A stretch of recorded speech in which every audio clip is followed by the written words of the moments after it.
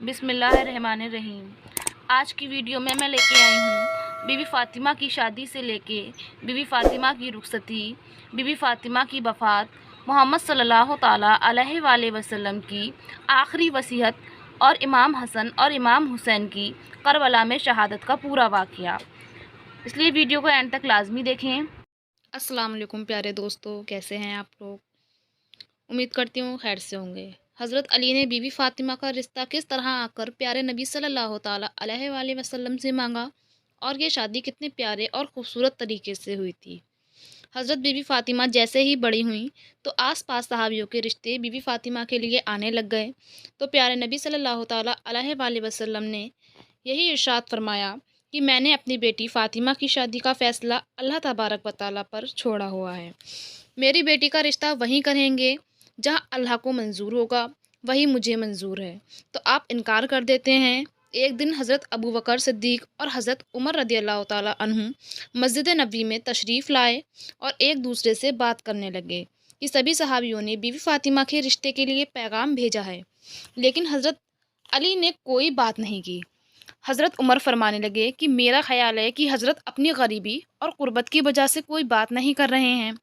अगर उनके दिल में ये बात है और इसकी वजह से उन्होंने रिश्ता नहीं मांगा है, तो हम हज़रत अली की मदद करेंगे।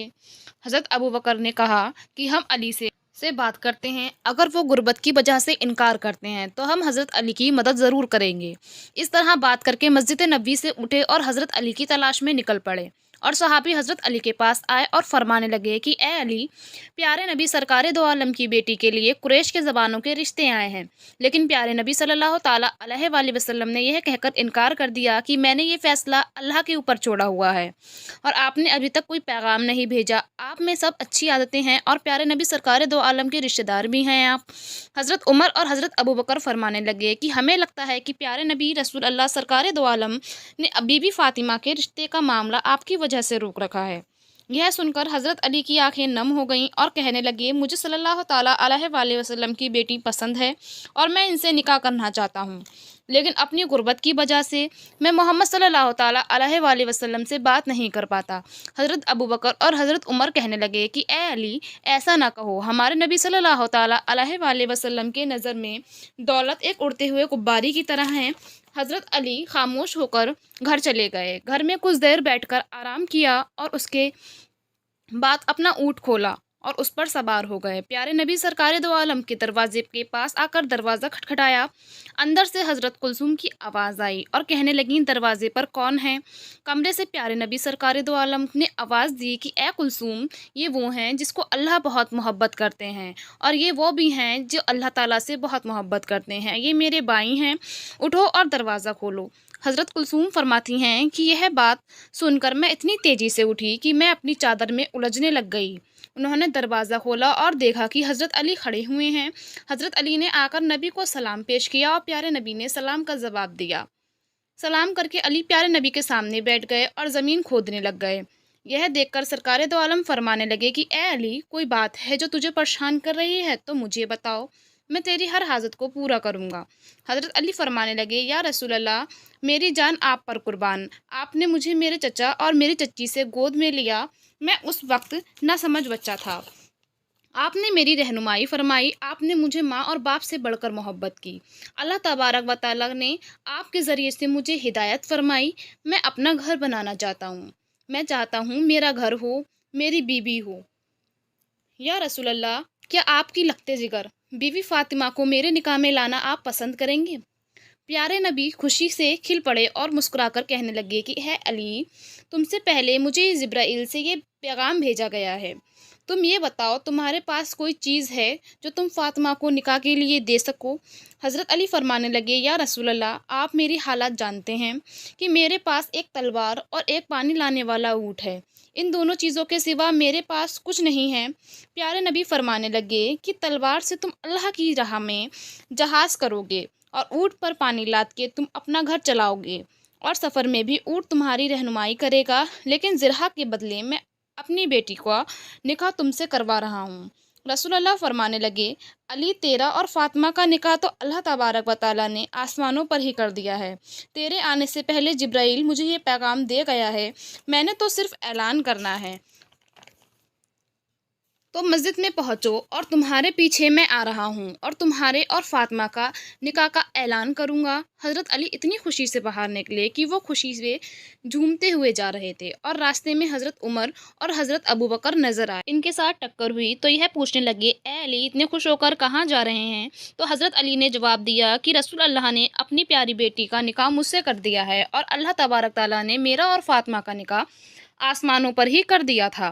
ابھی میں مسجد میں جا رہا ہوں اور میرے پیچھے پیارے نبی صلی اللہ تعالیٰ علیہ وآلہ وسلم بھی تشریف لائیں گے۔ وہ دونوں یہ سن کر بہت خوش ہو گئے اور حضرت علی کو گلے لگ کر مبارکباد دی۔ وہ تینوں صحابی مسجد نبی میں تشریف لائے اور ان کے پیچھے ہمارے رسول پاک بھی تشریف لے آئے۔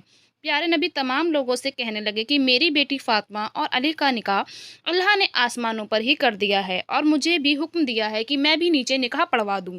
میں یہ اعلان کرتا ہوں کہ میں اپنی بیٹی کو علی کے نکاح میں دیا ہے۔ اس طرح رسول اللہ نے حضرت علی اور بی بی فاطمہ کا نکاح پڑھوا دیا۔ اس کے بعد پیارے نبی نے فرمایا، اے علی، تو کھڑے ہو کر خطبہ نکاح پڑھ۔ حضرت علی نے کھڑے ہو کر یہ خطبہ پڑھا کہ سب تعریف اللہ کے لیے ہے، ان کی نعمت کا شکر ادا کرتے ہیں۔ میں گواہی دیتا ہوں کہ اللہ کے سوا کوئی عبادت کے لائق نہیں ہے۔ محمد مصطفیٰ صلی اللہ تعالیٰ علیہ وآلہ وسلم اللہ تعالیٰ کے بندے اور اس کے رسول ہیں۔ آپ نے فرمایا، نکاح اللہ کے حکم پر فرض ہے اور آپ نے اس کی اجازت دی ہے۔ سرکار دو عالم نے اپنی بیٹی بی بی فاطمہ کا نکاح مجھ سے کر دیا ہے اور میری اس زرہ کو بطور حق مہر مقرر فرمایا ہے۔ میں اور سرکار رسول اللہ صلی اللہ تعالیٰ علیہ وآلہ وسلم اس نکاح پر راضی ہیں۔ تم سب لوگ بھی پیارے نبی رسول اللہ سرکار دو عالم سے پوچھ لو اور نکاح کے گواہ بن جاؤ۔ سبھی مسلمانوں نے وہ نکاح قبول کیا اور کہا کہ اس جوڑے کو اللہ کئی نعمتوں سے نوازے اور یہ جوڑا محبت اور خوشحالی سے رہے۔ اس کے بعد حضرت علی نے اپنی زرہ لی اور بازار میں حضرت عثمان کو فراخ کر دی۔ اسی طرح یہ خوبصورت نکاح ہو گیا۔ ان دونوں نے بہت ہی صبر کے ساتھ اپنے دن بشر کیے تھے۔ ان کے اوپر بہت ہی غربت کے امتحان آئے تھے، لیکن یہ ہر امتحان میں پاس ہوتے رہے اور اللہ تبارک تعالیٰ کی راہ میں عبادت کرتے رہے۔ اللہ تبارک تعالیٰ نے اس جوڑے میں بہت ہی محبت قائم کی۔ حضرت علی سے فرمایا کہ اے علی، فاطمہ کی رخصتی کا انتظام کرو۔ حضرت علی رضی اللہ تعالیٰ عنہ فرمانے لگے، یا رسول اللہ، میرے پاس صرف دو ہی چیزیں ہیں، ایک میری تلوار اور دوسری میری زرہ۔ صلی اللہ علیہ وآلہ وسلم نے فرمایا، اے علی، تلوار سے تم جہاد کرو گے۔ صلی اللہ علیہ وآلہ وسلم نے حضرت علی سے فرمایا کہ ابھی اٹھو اور اس ذرہ کو جو تم نے ابھی حضرت فاطمہ الزہرا کے لیے مہر قرار کی ہے، اسے بازار میں جا کر فروخت کر دو تاکہ میں اپنی پیاری بیٹی کے لیے جہیز اور گھر کے اسباب مہیا کر سکوں اور ان پیسوں سے فاطمہ کی رخصتی کا انتظام کر سکوں۔ تو حضرت علی بازار گئے اور ذرہ کو فروخت کر دیا۔ ذرہ کی قیمت الگ الگ بتائی جاتی ہے، 400 یا 480 یا 500 درہم تھی۔ واضح رہے کہ بعض روایت کے بنا پر جناب عثمان عنہ نے اس ذرہ کو خرید لیا اور بعد میں حضرت رضی اللہ تعالیٰ عنہ کو ہدیہ کر دی۔ حضرت علی رضی اللہ تعالیٰ عنہ ذرہ کی قیمت لے کر پیارے نبی سرکار دو عالم کی خدمت میں پیش کر دی۔ اس سے کچھ پیسے حضرت اسما کو دیے۔ آپ صلی اللہ علیہ وآلہ وسلم نے فرمایا کہ اس سے عطر اور خوشبو اور لباس خرید لاؤ اور فاطمہ کو دلہن بناؤ اور اسے دلہن بنا کر لے آؤ۔ پیارے نبی صلی اللہ تعالیٰ علیہ وآلہ وسلم نے جناب حضرت ابوبکر رضی اللہ، سلیمان فارسی رضی اللہ عنہ کے اور حضرت بلال رضی اللہ عنہ کو بلوایا اور کچھ پیسے انہیں دے کر فرمایا، اس مقدار سے میری بیٹی فاطمہ الزہرا کی ضروریاتی زندگی کا سامان خرید لاؤ، اور جو درہم باقی بچیں ان کو سلمہ کے پاس رکھ دیے گئے۔ حضرت ابوبکر رضی اللہ تعالیٰ عنہ نے کہا کہ جب میں نے درہم کو گنا تو وہ 63 درہم تھے۔ اس میں سے یہ اسباب لازمات خریدیں، ایک سفید قمیض، ایک بڑی چادر سر ڈھانکنے کے لیے یعنی برقع، ایک سیاہ خبیولہ، ایک چارپائی جو کھجور کے پتوں سے بنی ہوئی تھی، 2 عدد توشک، 4 عدد تکیے 2 گوشن کے چمڑے سے بنائے گئے تھے، 1 عدد چٹائی، 1 آٹا پیسنے کی چکی، 1 تانبے کا پیالہ، 1 پانی بھرنے کے لیے چمڑے کی مسک، کپڑے دھونے کے لیے 1 عدد تھار، دودھ کے لیے 1 عدد پیالہ، پانی پینے کے لیے 1 عدد برتن، 1 عدد لوٹا، 1 پردہ، 1 عدد مٹی کا برتن، जिसे सराही कहा जाता है, और घर का कुछ ज़रूरियत सामान जो कि बीबी फातिमा और हज़रत अली की ज़िंदगी में इस्तेमाल होना था। इस तरह जब प्यारी बेटी फातिमुत्तुज़ ज़हरा रज़ी अल्लाह ताला अन्हु का जहेज़ प्यारे नबी सरकार दो आलम सल्लल्लाहु अलैहि वसल्लम के सामने ले आए तो आप सल्लल्लाहु अलैहि वसल्लम की आंखों में आंसू जारी हो गए। प्यारे नबी सरकार दो आलम ने सामान को देखा और सर को आसमान की तरफ बुलंद करके फरमाया। नबी सल्लल्लाहु अलैहि वसल्लम ने अल्लाह ताला से दुआ करने लगी, ऐ खुदा इस शादी को मुबारक कर जिसके अक्सर बर्तन मिट्टी के हैं। या रसूल अल्लाह, हज़रत अली और मेरी बेटी फातिमा को दुनिया और आखिरत की हर खुशी अता फरमा। ये जोड़ा हंसकर मुस्कुराकर ज़िंदगी बसर करे और तेरा शुक्र अदा करता रहे। प्यारे नबी सल्लल्लाहु अलैहि वसल्लम ने एक तरफ से हज़रत अली को गले लगाया और दूसरी तरफ से हज़रत बीबी फातिमा को गले लगाया और उनको दुआ देने लगे। अपनी प्यारी बेटी हज़रत बीबी फातिमा का हाथ हज़रत अली के हाथ में देकर प्यारे नबी सल्लल्लाहु अलैहि वसल्लम फरमाने लगे, ऐ मेरी बेटी, मुझे इससे महबूब और इस दुनिया में कोई नहीं जो मैंने तेरे लिए चुना। और हज़रत अली रज़ी अल्लाह ताला अन्हु से फरमाने लगे, अली तुझे नबी की बेटी मुबारक हो। हज़रत अली रज़ी अल्लाह ताला अन्हु के घर का सामान देखिए, एक लकड़ी जिस पर कपड़े और पानी की मश्क टांगी जा सके, एक अदद मश्क, एक अदद तकिया, एक अदद आटे की चक्की। और दूसरे दिन एक सहाबी प्यारे नबी रसूल अल्लाह सल्लल्लाहु अलैहि वसल्लम की खिदमत में पेश हुए और फरमाने लगे, या रसूल अल्लाह, मैं आपकी प्यारी बेटी और दामाद की दावत करना चाहता हूँ। रसूल अल्लाह सल्लल्लाहु अलैहि वसल्लम ने मुस्कुराकर, अल्लाह तेरी दावत कबूल करे। उन सहाबी ने कहा, मेरे पास एक छोटा सा जानवर है जिसको मैं कुर्बान कर सकता हूँ और हज़रत अली और प्यारी बेटी की दावत कर सकता हूँ। हुजूर पाक सल्लल्लाहु अलैहि वसल्लम ने फरमाया, अल्लाह ताला तेरी दावत कबूल करे। आपकी दावत को एक प्यारे नबी सल्लल्लाहु अलैहि वसल्लम ने हज़रत बिलाल हफ़शी को भी बुलाया और फरमाया, जाकर सबको ये कह दो कि आज हज़रत अली का वलीमा है, अली का वलीमा खाएं। इस छोटे से जानवर को ज़िबा किया गया और पूरा मदीना इस दावत में तशरीफ़ लाया था। तमाम लोगों ने पेट भर खाना खाया। हज़रत अली और बीबी फातिमा में एक दूसरे के साथ हंसकर वक्त गुजारा। उन पर गुर्बत के बहुत बड़े बड़े इम्तिहान आए और अल्लाह का शुक्र अदा किया उन्होंने कभी हार नहीं मानी। जैसे ही सुबह होती हज़रत अली काम के लिए निकल जाते और बीबी फातिमा घर में चक्की से आटा पीसती और घर के तमाम काम करती। इस तरह प्यारे नबी सरकार दो आलम ने अपनी बेटी फातिमा को रुखसत कर दिया। यहूदी रहता था, उसकी लड़की की शादी थी। सब यहूदियों ने मिलकर सलाह की कि इस मौके पर मुसलमानों के रसूल सल्लल्लाहु ताला अलैहि वसल्लम की बेटी को बुलाकर पैगम्बर खुदा की तौहीन की जाए। इसलिए जनाब सैयदा वहीं फटे पुराने कपड़े पहनकर आएंगी। चुनाचे इस मशवरे के तहत यहूदी खिदमत रसूल में पेश हुआ और बोला, हक़ हमशाई रखता हूँ, इसलिए ख्वाहिशमंद हूँ कि आपकी दुख्तर नेक अख्तर जनाब सैयदा मेरी लड़की की शादी में मेरे गरीब खाने पर तशरीफ़ लाएं। अगर आप उन्हें शादी में शिरकत की इजाज़त अता फरमाएंगे तो मेरी बहुत ही बड़ी इज़्ज़त अफजाई होगी। आपने फरमाया कि आप सैयदा के मालिक मुख्तियार हज़रत इब्ने तालिब हैं, तो उनसे अपनी ख्वाहिश बयान करो। यहूदी ये सुनकर खिदमत जनाब में हाजिर हुआ और अपनी ख्वाहिश बयान की। आपने फरमाया, जनाब सैयदा अपने फ़ैसले की खुद मालिक हैं। उस यहूदी ने जनाब सैयदा को आवाज़ दी और कहा, ए बिनते रसूल की लड़की, मेरी बेटी की शादी है। मैं चाहता हूँ कि आप मेरी बेटी की शादी में तशरीफ़ लाएं और मेरी इज़्ज़त अफजाई फरमाएं। वहाँ से जवाब मिला कि ए जनाब उमैर से इजाज़त हासिल कर लूँ तो तुझे जवाब दूँ।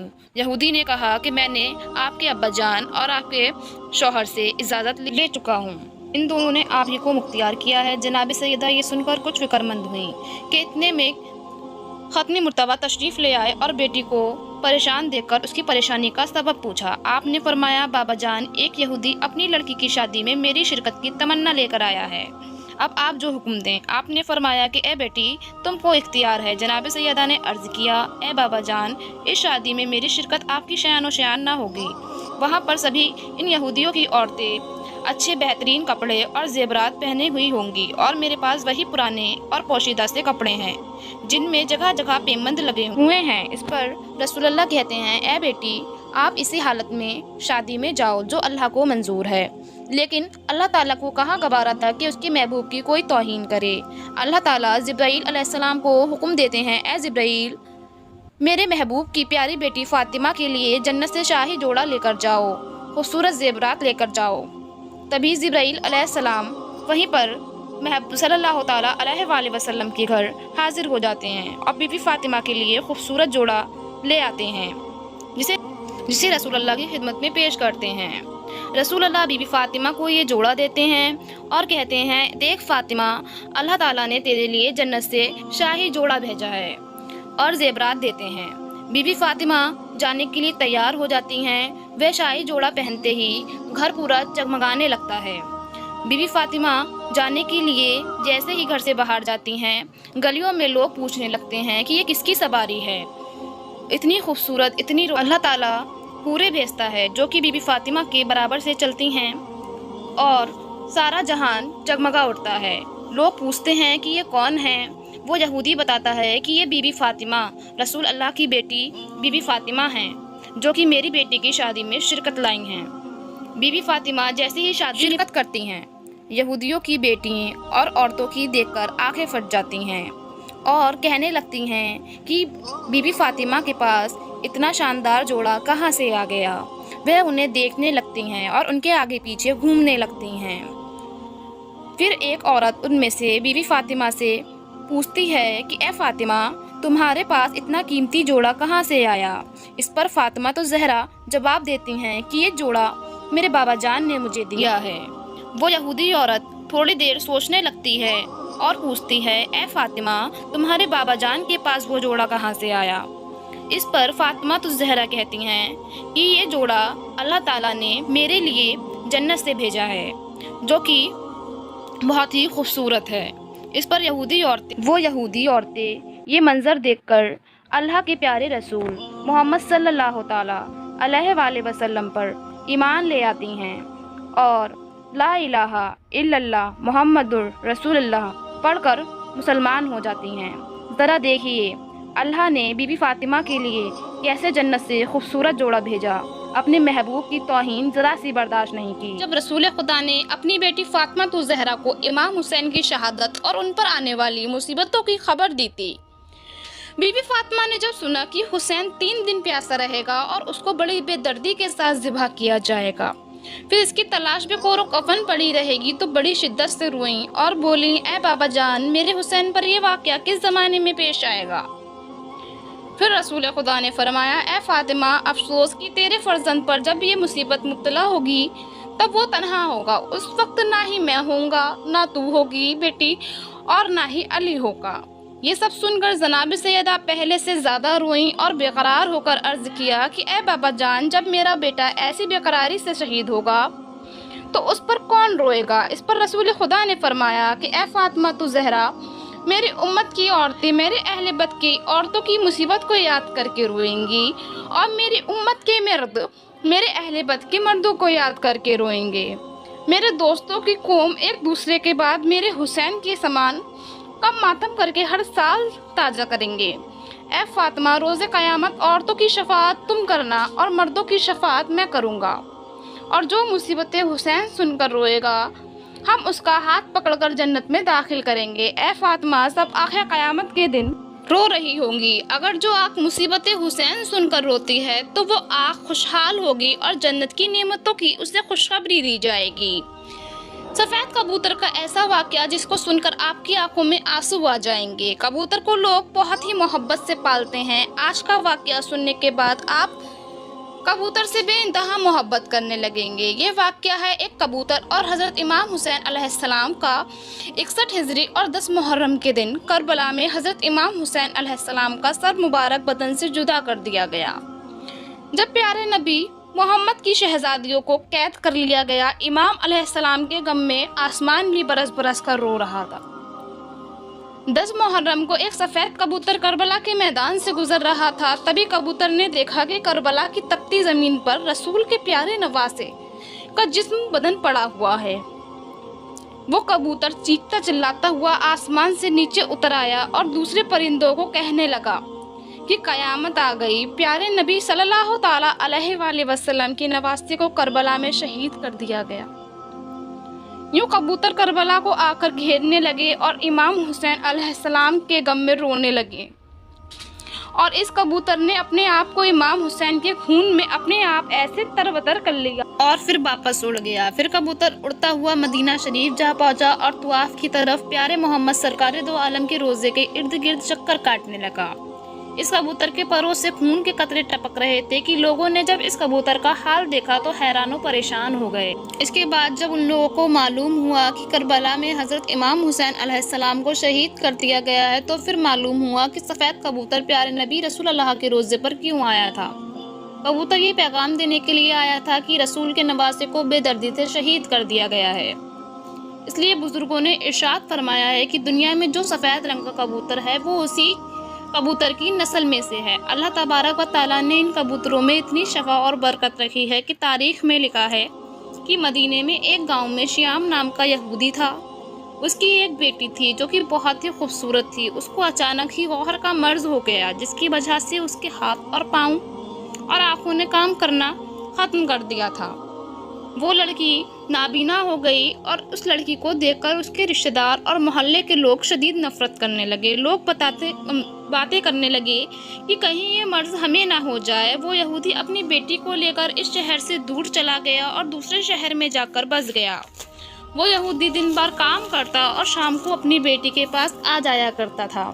ایک دن ایسا ہوا، وہ یہودی اپنے کام میں اتنا مصروف ہو گیا تھا کہ وہ شام تک اپنی بیٹی کے پاس نہ آ سکا۔ اس بات پر لڑکی بہت پریشان ہو گئی کہ اتنا وقت ہو گیا ہے اور میرا والد ابھی تک نہیں آیا ہے۔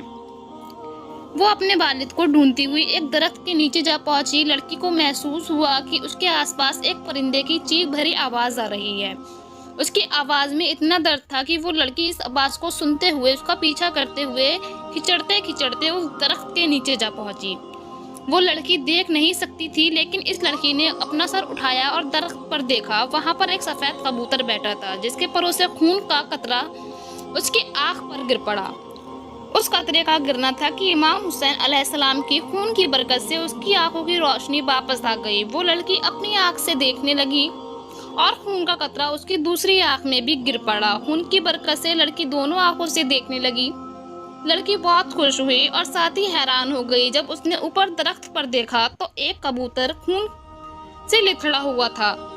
کچھ دیر لڑکی نے اسے دیکھا اور اس کی کچھ بوندیں اور اس پر گریں۔ جسم پر گرتے ہی ان قطروں کی برکت سے ٹھیک ہو گئی۔ امام حسین علیہ السلام کی خون کی برکت سے اس لڑکی کو مکمل شفا مل گئی۔ لڑکی جیسے ہی باغ سے باہر نکلتی ہے تو اس کا والد اس کی تلاش میں نکلا۔ ویسے ہی اس کا والد اس کے سامنے تھا۔ والد نے اس لڑکی سے پوچھا کہ بیٹی آپ کون ہو؟ یہاں میری ایک بیٹی رہتی تھی، جس جگہ میں اس کو چھوڑ کر گیا تھا وہ وہاں نہیں ہے، کیا تمہیں پتا ہے کہ میری بیٹی کہاں ہے؟ وہ خوش ہو کر روتی ہوئی بولی کہ اے بابا جان، میں ہی ہوں اور میں بالکل ٹھیک ہو گئی ہوں۔ اس کے والد کی آنکھوں میں آنسو آ گئے اور اسے گلے سے لگایا اور کہا کہ اے بیٹی، تجھے اپنی آنکھوں سے دیکھنا کیسے لگ گیا؟ اس کی بیٹی نے اسے پورا واقعہ سنایا۔ لڑکی اپنے باپ کو اس درخت کے نیچے لے گئی۔ اس یہودی نے کہا کہ یہ خوبصورت پرندے، تیری دردناک آواز کے پیچھے وجہ کیا ہے؟ تیرے پروں سے یہ مبارک خون کس کا ہے جس میں اتنی شفا ہے؟ کبوتر نے جواب دیا کہ یہ خون پیارے نبی سرکار دو عالم کے نواسے امام حسین علیہ السلام کا خون ہے، جس کو ظالموں نے کربلا میں شہید کر دیا ہے۔ یہودی یہی سن کر اسی جگہ مسلمان ہو گیا۔ جب کوئی یہودی سے مسلمان ہونے کی وجہ پوچھتا تو وہ یہودی اسے پورا واقعہ سنا دیتا۔ سلام ہو پیارے نبی سرکار دو عالم پر، سلام ہو پیارے نبی کے خاندان پر، سلام ہو اس خون پر جو کربلا کی تپتی زمین پر بہتا رہا۔ رسول کے دین بچانے کے لیے پیارے نبی کے خاندان نے اپنی اور اپنے پیاروں کی قربانیاں دے دیں۔ ہمیں قربانی بھی نہیں دینی پڑی اور اتنی آسانی سے اسلام مل گیا۔ ہم بھی کیسے لوگ ہیں جو شکر ادا نہیں کرتے اور نماز نہیں پڑھتے۔ اللہ تعالیٰ ہم سب کو نماز پڑھنے کی توفیق عطا کرے۔ ہجرت کے تیسرے سال رمضان المبارک کے مہینے میں نبی کریم صلی اللہ تعالیٰ علیہ وسلم کو جب ولادت امام حسن کی خبر ہوئی تو حضور صلی اللہ تعالیٰ علیہ وسلم اپنی پیاری بیٹی حضرت فاطمہ الزہرا رضی اللہ تعالیٰ عنہا کے گھر تشریف لائے اور فرمایا कि मेरे नवासे को दिखाओ और क्या नाम रखा है उसका। हज़रत बीबी फातिमा अर्ज़ करती हैं, या रसूल अल्लाह सल्लल्लाहु तआला अलैहि वसल्लम, हमने उसका नाम हर्ब रखा है। आपने फरमाया, नहीं, उनका नाम हसन है। पैदाइश के 7वें दिन आपका अकीका किया गया और 2 भेड़ों की कुर्बानी की गई। आपके सर के सारे बाल उतरवाए गए और उसके बाद आपको हम वज़न चांदी खैरात की गई। हज़रत इमाम हसन के वालिद हज़रत अली ने 21वें रमज़ान की शहादत पाई। उस वक्त इमाम हसन की उम्र महज 27 साल और 6 यौम थी। हज़रत अली की तदफीन के बाद अब्दुल्ला इब्न अब्बास की तहरीर से इमाम हसन अलैहिस्सलाम ने बैत किया और उनके बाद तमाम नज़दीक के बैत कर लिया, जिनकी तादाद 40,000 थी। ये वाक़या 21वें रमज़ान 40 हिजरी यौम जुमा का है। इब्न अब्बास रज़ियल्लाहु तआला अन्हा ने खड़े होकर तकरीर की और लोगों को बैत की दावत दी। सब ने इंतहाई खुशी के साथ और रज़ामंदी के साथ बैत किया। आप अलैहिस्सलाम ने मुस्तक़बिल के हालात का सही अंदाज़ा करते हुए उसी वक्त लोगों से शर्त रखी कि अगर मैं सुलह करूँगा तो तुम्हें भी सुलह करना पड़ेगी और अगर मैं जंग करूँगा तो तुम्हें भी मेरे साथ मिलकर जंग करना होगी। सब ने इस शर्त को कबूल कर लिया। आपने इंतज़ाम हुकूमत अपने हाथ में ले लिया और मुकदमात के फ़ैसले भी करने लगे। लेकिन जब आप अलैहिस्सलाम ने देखा कि इस्लामिक मुआशरा इंतशारा का शिकार है और आप अलैहिस्सलाम ने तख्ते हुकूमत को आबाद कर दिया, क्योंकि हज़रत हसन अलैहिस्सलाम का वाहिद मकसद हुकूम खुदा और हुकूम रसूल अल्लाह सल्लल्लाहु तआला अलैहि वसल्लम की पाबंदी का इजरा करना था। इमाम हसन अलैहिस्सलाम ने दीन खुदा सर बुलंदी के लिए और फितना फसाना का सर कुचलने के लिए किताब खुदा और सुन्नत रसूल सल्लल्लाहु तआला अलैहि वसल्लम पर अमल क़यामत को यकीनन बनाने के लिए अपने नाना रसूल खुदा सल्लल्लाहु तआला अलैहि वसल्लम की सुलह हुदैबिया की तासीम ताकत हुकूमत को ठोकर मारकर जो तारीख़ी सुलह की, वो इस्लाम की तारीख़ का एक ऐसा नाकाबिल फरामोश बात है जिसकी नाशीर नहीं मिलती। इमाम हसन अलैहिस्सलाम अगरचे सुलह के बाद मदीना मुनव्वरा में गोशा नसीन हो गए थे, लेकिन अगरचे मरकज़ और तालिब माद मोहम्मदी सल्लल्लाहु तआला अलैहि वसल्लम के सरचश्मा इमाम आली मकाम इमाम हसन का कायम रहना दुश्मन दीन को कहाँ गवारा था। इसीलिए जोधा बिन्ते अशरफ, जो इमाम आली मकाम इमाम हसन की बीवी थीं, उनको किसी ने इनाम का लालच देकर नवासाए रसूल सल्लल्लाहु तआला अलैहि वसल्लम हज़रत इमाम हसन अलैहिस्सलाम को जहर देकर शहीद कर दिया। इब्न साद ने इमरान इब्न अब्दुल्ला इब्न तलहा से रिवायत की कि किसी ने इमाम अली मकाम हज़रत इमाम हसन अलैहिस्सलाम को ख्वाब में देखा कि आपके दोनों चश्म के दरमियान कुल हुवल्लाहु अहद ये आयत लिखी हुई है। आपके अहले बैत में इससे बहुत खुशी हुई, लेकिन जब ये ख्वाब हज़रत सईद बिन सैद के सामने बयान किया गया तो उन्होंने फरमाया कि वाकई अगर ये ख्वाब देखा है तो हज़रत इमाम आली मकाम इमाम हसन अलैहिस्सलाम की उम्र के चंद ही रोज़ बाकी रह गए हैं। ये ताबीर सही साबित हुई और बहुत ही करीब ज़माने में आप अलैहिस्सलाम की बीवी लांदी जोधा बिन्ते अशरफ ने आपको जहर दे दिया। आप जहर के असर से इसाल अब्दी लवत हुआ और आंतों के टुकड़े कट कट कर इसाल में खर्ज हुए। आप अलैहिस्सलाम ने 40 रोज़ तक सख्त तकलीफ़ सही। करीब शहादत जब आप अलैहिस्सलाम को के लबों पर इमाम आली मकाम इमाम हुसैन अलैहिस्सलाम का जिक्र आया, इमाम हुसैन अलैहिस्सलाम हाजिर हुए और पूछने लगे, ए मेरे भाई बताओ कि आपको किसने जहर दिया है? तो आप अलैहिस्सलाम ने फरमाया, क्या तुम उसको कत्ल करोगे? इमाम हुसैन अलैहिस्सलाम ने जवाब दिया, बेशक मैं उसको कत्ल करूँगा। इमाम आली मकाम इमाम हुसैन अलैहिस्सलाम के जवाब के बाद हज़रत इमाम आली मकाम इमाम हसन अलैहिस्सलाम ने फरमाया कि मेरा गुमान जिसकी तरफ है, अगर दर मुकद्दर हकीकत वही कातिल है तो अल्लाह ताला मुंतकी में हकीकी है और उसका और मेरा फ़ैसला रोज़े महशर होगा और उसकी गिरफ्त बहुत ही सख्त है। और अगर वो नहीं है तो मेरे भाई मैं ये नहीं चाहता कि मेरे सबब से कोई बेगुनाह मुसीबत में मुब्तला हो। मेरे भाई मैं नहीं चाहता कि अगर वो बेगुनाह है जिसकी तरफ मेरा गुमान है तो आप उसे बेगुनाह कत्ल करें। मुझे इससे पहले भी कई मरतबा जहर दिया गया, लेकिन इस मरतबा का जो जहर था वो सबसे ज़्यादा तेज़ है حضرت امام اعلی مقام حضرت حسن علیہ السلام کی کرامات اور منظر کیسا بلندی والا ہے کہ آپ علیہ السلام تکلیف میں مبتلا ہیں، آتیں کٹ کٹ کر نکل رہی ہیں، نشے کی حالت بھی ہے، لیکن پھر بھی انصاف کا بادشاہ اس وقت بھی اپنی عدالت اور انصاف کا نہ مٹانے والا نقش صفائے طریق پر سبق فرماتے ہیں۔ امام کی احتیاط اجازت نہیں دیتی کہ جس کی طرف گمان کیا جائے اس کا نام بھی لیا جائے۔ اس وقت آپ علیہ السلام کی عمر جو تھی 45 سال 6 ماہ اور کچھ چند دن ہی تھی جب آپ علیہ السلام نے جام شہادت نوش کی اور 5 ربیع الاول کو مدینہ طیبہ میں رحلت فرمائی تو درجۂ شہادت پر فریض ہوا۔ اگرچہ یہ بات تو ثابت ہو گئی کہ اس روز آپ کی بیوی لعنتی جودہ بنت اشرف نے زہر دیا۔ 5 روایت کے مطابق زہر کھجوروں میں دیا گیا تھا، مگر اس بات پر یقین ہے کہ جودہ بنت اشرف کو زہر پر کسی نے مجبور کیا تھا اور کسی نے اس بات کی طرف اس کو مائل کیا تھا۔ حضرت امام علی مقام حسن کی شہادت کا بے انتہائی دردناک واقعہ جو ابھی آپ لوگ سن رہے تھے بہت ہی دردناک والے ہیں۔ امام حسن کی شہادت کے بارے میں، امام حسن علیہ السلام کو زہر کس نے دیا؟ محترم ناظرین، حضرت امام حسن علیہ السلام صلی اللہ تعالی علیہ وسلم کے دوہتر جناب فاطمہ الزہرا رضی اللہ تعالی عنہا کے سب سے بڑے بیٹے اور امام علی مقام امام حسن علی مقام کے بڑے بھائی تھے۔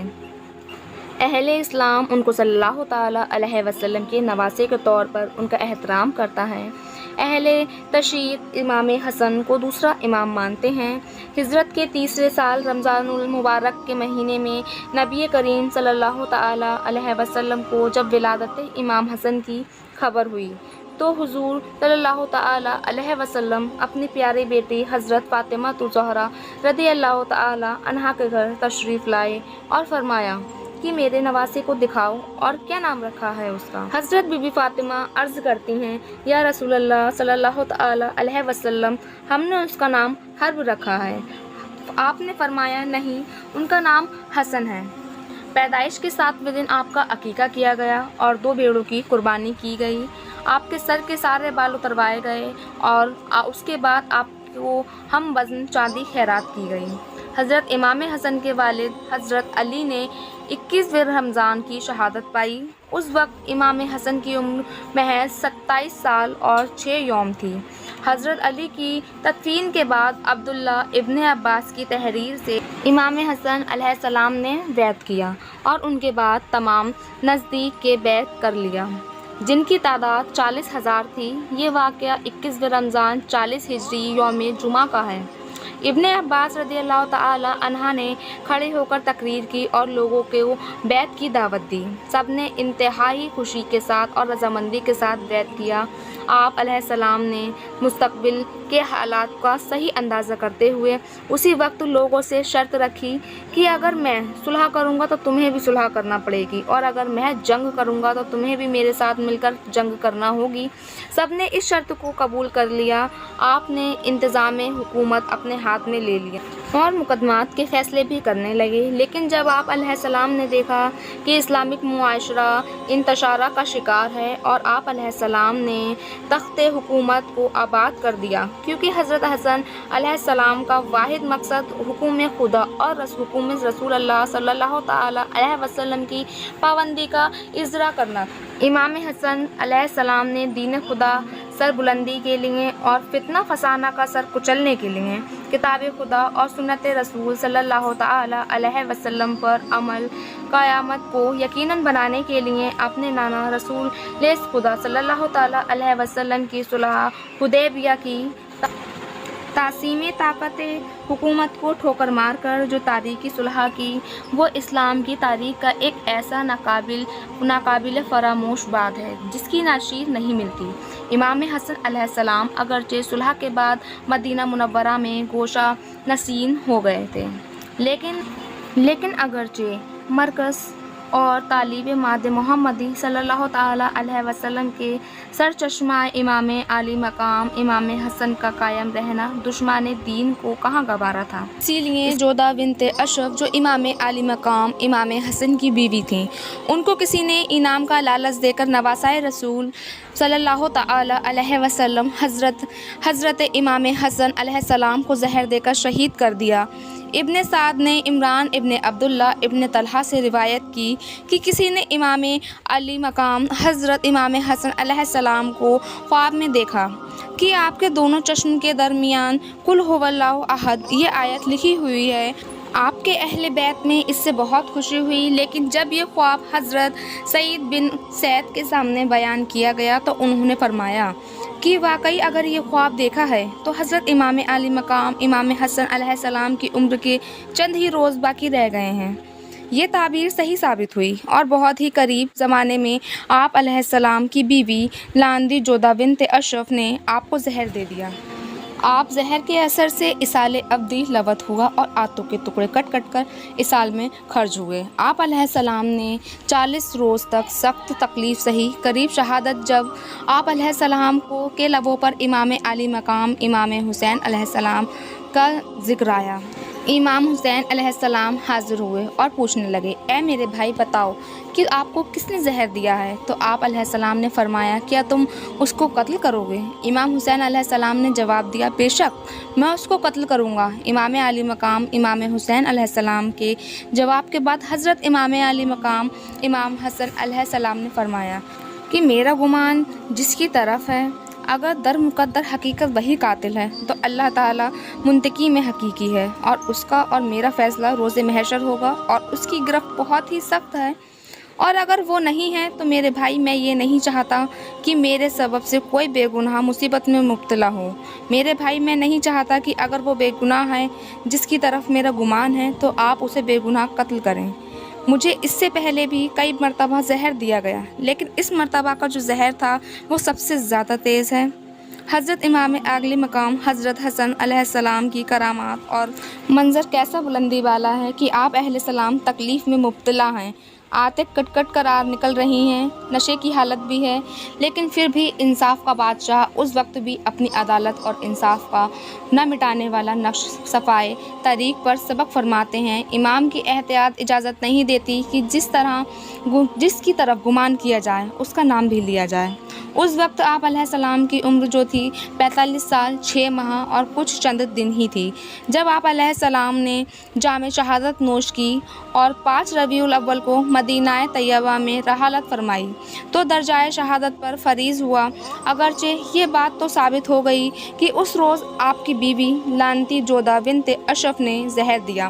5 روایت کے مطابق زہر کھجوروں میں دیا گیا تھا، مگر اس بات پر یقین ہے کہ جودہ بنت اشرف کو زہرنے پر کسی نے مجبور کیا تھا اور کسی نے اس بات کی طرف اس کو مائل کیا تھا۔ حضرت امام علی مقام حسن کی شہادت کا بے انتہائی دردناک واقعہ علی اصغر کو میدان میں امام حسین لاتے ہیں تو 10 محرم کے دن کربلا میں تمام فوج یزید یہ کہتی ہیں کہ شاید حسین قرآن لے کر آئے ہیں۔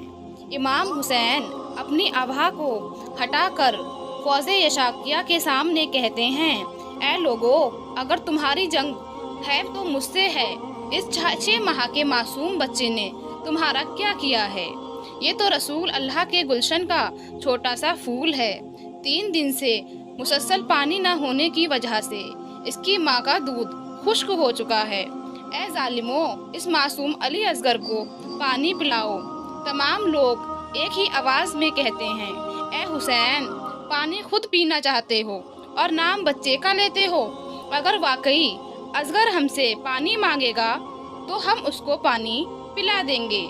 امام حسین علی اصغر کو دیکھتے ہیں اور کہتے ہیں، اے میرے اصغر، مانگ اب پانی، اپنے نانا کی امت سے پانی مانگ، ورنہ روز محشر یہ لوگ کہیں گے اگر اصغر پانی مانگتا تو ہم اس کو پانی پلا دیتے۔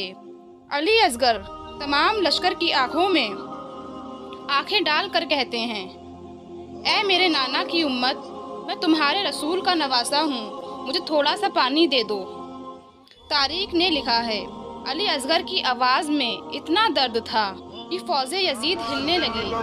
اتنے میں عمر بن سعد کہتا ہے، اے ہرملا، دیکھتا کیا ہے، اصغر کا نشانہ دے اور تیر چلا۔ ایسا نہ ہو کہ اصغر پھر سے پانی مانگے اور فوج یزید بغاوت پر اتر آئے۔ بس وہ تیر جس سے جانوروں کا شکار ہوتا تھا علی اصغر کا نشانہ کر کے مارا گیا۔ تاریخ نے لکھا ہے اس تیر کی 3 نوکیں تھیں۔ ایک نوک علی اصغر کی کان پر لگتی ہے اور ایک نوک علی اصغر کے گلے پر لگتی ہے اور ایک نوک علی اصغر کی کمر پر لگتی ہے۔ تیر اتنا وزنی تھا کہ علی اصغر کی چیر کر امام حسین کے بازو پر آ لگتا ہے۔ علی اصغر کے جسم سے تھوڑا سا خون نکلتا ہے اور تھوڑا سا ماں کا دودھ نکلتا ہے۔ امام حسین علی اصغر کو دیکھتے ہیں اور آسمان کو دیکھتے ہیں، چاہتے ہیں کہ علی اصغر کا خون آسمان کی طرف روا کریں۔ آسمان رو کے کہتا ہے، اے میرے امام، اگر خونی اصغر ہماری طرف بھیجا تو قیامت تک ہم پانی نہیں برسائیں گے۔ امام حسین چاہتے ہیں کہ خونی اصغر کو زمین میں حوالے کر دیں تو زمین رو کر کہتی ہے، اے میرے امام، اگر اس معصوم کا خون مجھ پر گرایا تو قیامت تک میں اناج نہیں اگاؤں گی۔ امام حسین اپنے چہرے پہ علی اصغر کا خون مل لیتے ہیں اور اللہ سے کہتے ہیں، اے اللہ، میں روز محشر ایسے ہی تیرے پاس آؤں گا اور کہوں گا، میرے اصغر کا کیا قصور تھا جو اس کو 3 دن پیاسا کر کے شہید کیا گیا۔ بہت ہی درد بھرا واقعہ ہے یہ کربلا کا۔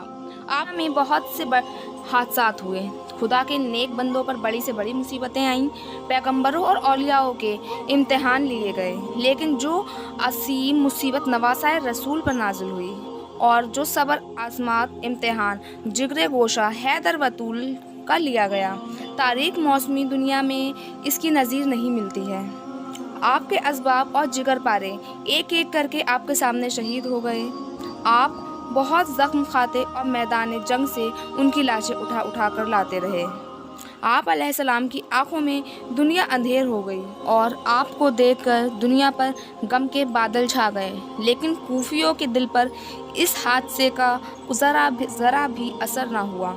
انتہائی افسوسناک بات یہ ہے کہ جن کوفیوں نے آپ علیہ السلام کو بلایا، انہوں نے ہی آپ کو تباہ اور برباد کیا۔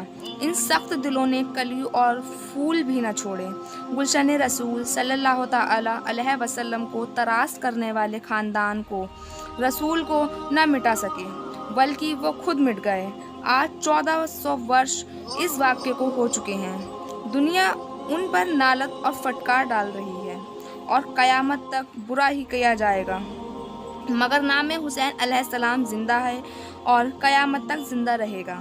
جب حضرت امام علیہ السلام سب عزیز و نثار ہو چکے اور کوفہ کے ریگستان میں اب بحاضر کوئی یار و مددگار نہ تھا، اب آپ علیہ السلام تھے یا ایک زین العابدین تھے جو بیمار تھے۔ آپ علیہ السلام نے ہتھیار لگانے شروع کیے اور نہایت ہی دردناک لہجے میں آہستہ آہستہ فرمانے لگے، یعنی یا اللہ، مجھے ان لوگوں میں تنہا نہ چھوڑ جن لوگوں نے منکر ہو کر فتح پائی ہے۔ یا رب، وہ ہمیں اپنے درمیان غلام بنانا چاہتے ہیں اور اپنے دفاع سے یزید کو راضی کرتے ہیں۔ میرا کوئی بھائی زندہ نہیں رہا، اب سب شہید ہو گئے ہیں، ایک میں ہی اکیلا رہ گیا ہوں جس میں کچھ خون نہیں ہے۔ آپ نے ایک نظر خیمے پر ڈالی، لیکن اب معصوم بچوں کے لبوں پر پیاس کی شکایت نہ تھی۔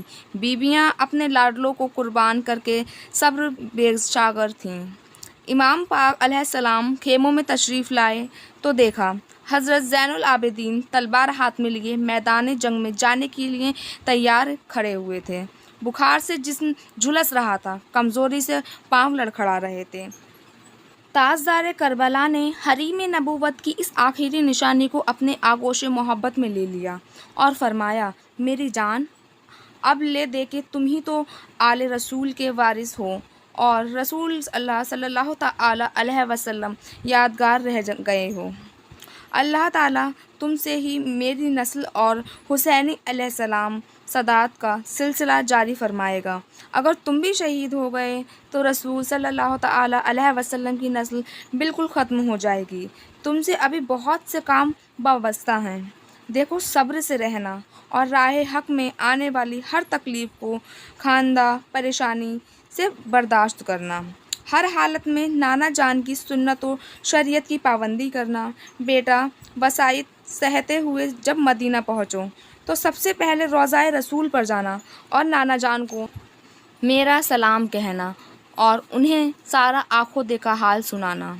फिर मेरी अम्मा जान और भाई हसन की कब्र पर जाना, इन्हें भी मेरा सलाम कहना। मेरे लख्त जिगर, खुदा तुम्हें ज़िंदा रखे, तुम ज़िंदा रहो, तुम ही मेरे जानशीन हो। इमाम पाक अलैहिस्सलाम ने अपनी दस्तार मुबारक हज़रत ज़ैनुल आबिदीन के सर पर रखी और इन्हें फ़र्श पर लिटा दिया। इसके बाद आपने अपनी बहन ज़ैनब के गले में बाहें डालकर फरमाया, प्यारी हमशीरा, तुमने मेरी बड़ी खिदमत की है। तुमने वो किया है जो शायद ही कोई बहन अपने भाई के लिए कर सके। तुमने अपने जिगर गोशों को मुझ पर कुर्बान किया। तुमने मदीने की गलियों से लेकर कूफा के तपते हुए रेगिस्तान में जिस हिम्मत और इस्तक़लाल के साथ अपने भाई का साथ दिया, दुनिया की औरतें तुझ पर फ़ख्र करती रहेंगी। प्यारी बहन, जिस तरह तुमने अब तक हर मुसीबत का मुकाबला हंस कर किया और हर इम्तिहान में साबित कदम रही हो, मेरे बाद भी हर मुश्किल और हर दुख को मुस्कुरा कर बर्दाश्त करना। और जिस तरह मैंने दुनिया को अली अलैहिस्सलाम की शान दिखाई है, इसी तरह तुम भी ज़माने को फ़ातिमा रज़ियल्लाहु ताला अन्हा की शान दिखाना। फिर एक चादर मंगवाई, फिर उसे फाड़ा और गले में कफन की तरह पहन लिया। तलवार निकाली और घोड़े पर सवार हुए। हज़रत की खामोश तस्वीर बनी रही। इन मुक़द्दस ख़वातीन की आँखों में मोती टपकने लगे। उधर इमाम अलैहिस्सलाम फरमा रहे हैं, तुम पर मेरा सलाम हूँ। दर्द में डूबी हुई जिगरे सोस आवाज़ में बहनों ने कहा, प्यारे भाई। असबाब की सदा आई। सर के ताज सकीना ने कहा, बाबा कहाँ जा रहे हो? हमें इस दहशत में किसके सुपर्द करके जा रहे हो? बाबा, अगर तुम चले गए तो मैं बाबा कहकर किसको पुकारूंगी? इमाम मसलूम अलैहिस्सलाम ने सकीना अलैहिस्सलाम को गोद में उठाया और प्यार किया और बहन हज़रत ज़ैनब अलैहिस्सलाम की गोद में दे दिया और फरमाया, ज़ैनब, ये मेरी नाज़ों में की पली बच्ची है, इसको यतीमी का एहसास ना होने देना। सैयदा ज़ैनब अलैहिस्सलाम ने कहा, प्यारे भाई, आज सकीना ही नहीं, हम सब भी यतीम हो रहे हैं। काश हमें मौत आ जाती और हमारी आंखें इस मंज़र को न देखती। भाई, आपके बग़ैर, आपके बाद हमारी ज़िंदगी के बेमकसद है। फरमाया, बहन, तुम साबरों की औलाद को हो, साबरो शगीर रहो। अल्लाह तुम्हारे हाफिज़ और निगाहबान है। ये दुनिया एक फ़ानी है, आखिरत ही हमेशा बाकी रहने की जगह है। सुनो मेरी बहन शफ़ीक, नाना अल्लाह को प्यारे हुए और फिर हमारी अम्मा जान दागे जुदाई दे गईं। फिर हमारे बाबा के सर पर जो ज़ख्म लगा था वो 3 दिनों तक हमने आँखों से देखा, आखिर वो भी लहद में जा छुपे। भाई अलैहिस्सलाम के जिगर के टुकड़े तुमने भी देखे और हमने भी देखे और सब्र किया। अब मेरे मामले में भी सब्र करो। तुमने तो अभी आने वाली शदीद तरीन मुशायरे पर भी मेरी मोहर लगानी है। फिर आप अलैहिस्सलाम ने एक एक बीबी का नाम लेकर सलाम किया और सब्र व जज़्बत की वसीयत फरमाई। बीबियों की हसरत में भरी निगाहें पुर नूर चेहरे का दीदार कर रही थी। इमाम अलैहिस्सलाम ने खुदा हाफिज़ कहा और खेमे से बाहर निकले। पलटकर जो देखा तो खेमे के पास अहले बैत के शहीदों की लाशें नज़र आईं। खेमों से हटकर मैदान में हर तरफ इंसान की लाशें बिखरी पड़ी थीं। गोया दाएं बाएं तमाम मैदान इन जानिसारों से खाली था जो हर वक्त राब्ते नुसरत में ज़ाहिर हो रहे थे और सवारी के वक्त राब्तादारी करते थे। हज़रत ज़ैनब अलैहिस्सलाम ने कहा कि भाई को कोई सवार कराने वाला नहीं है तो पुकारी, ए भाई, ए नवासाए रसूल, रकाबदारी के लिए फ़ातिमा की बेटी खिदमत के लिए हाजिर है। हज़रत इमाम अलैहिस्सलाम मैदान करबला में बादल की तारीकियों में हक़ के सदाकत का आफ़ताब बनकर चमके, जिसकी सुनहरी किरणों से कूफा का रेगिस्तान जगमगा उठा। उस वक्त सूरज की गर्मी भी ڈرانے والی تھی۔